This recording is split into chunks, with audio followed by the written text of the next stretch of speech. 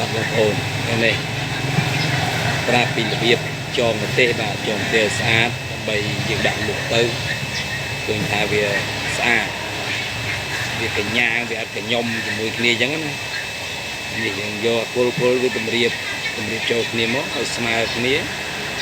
យើងដាក់ថាយើងដាក់7គ្រាប់ចុះ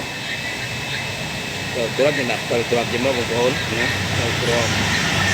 រៀបគល់វាហើយទៅកស៊ូយើងហ្នឹងគឺយើងញាប់ចូលមកញាប់ដើម្បីកុំឲ្យវានេះហើយទៅយើងរុំជុំ2ជុំទៅយើងគៀបកដាលបងប្អូននេះគៀបកដាលហើយយើងគៀបមួយទៀត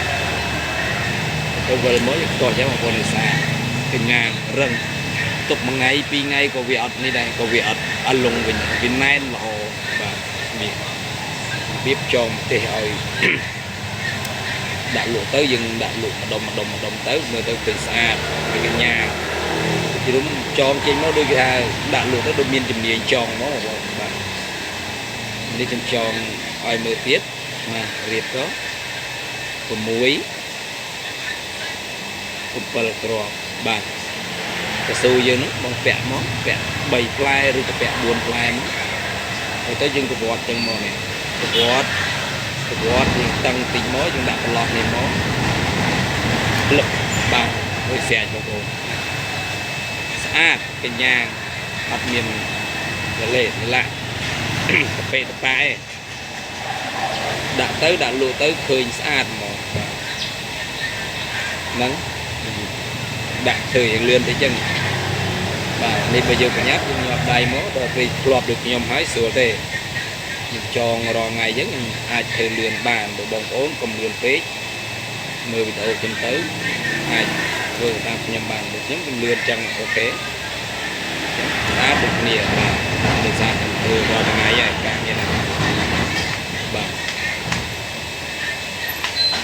រឿងណាតងវែងល្មមដែលយើងកាន់ហ្នឹងតងខ្លីយើងដាក់ក្បាលតងវែងយើងដាក់ខាងមកស្រួលចងទៅវាលក្ខណៈថាវាអត់នេះវាអត់របូតស៊ូចងយ៉ាងហ្នឹងទៅយើងដាក់ស៊ូដែនដូចតែគ្នាដូចដែនដែរចឹងអត់ខុសគ្នាទេទៅយើងរុំបងប្អូនរុំចឹងបាទស្អាតបងប្អូនស្អាតរួចស្រេចល្មមហ្នឹងហើយ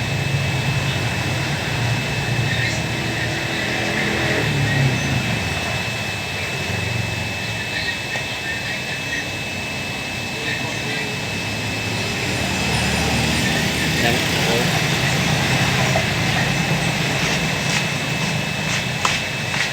ខេស្អាតបងប្អូនបាទដាក់ទៅកញ្ញាស្អាតបងប្អូនអរគុណជម្រាបលាបងប្អូនបាទកុំភ្លេចជួយ like ជួយ share ផងបាទ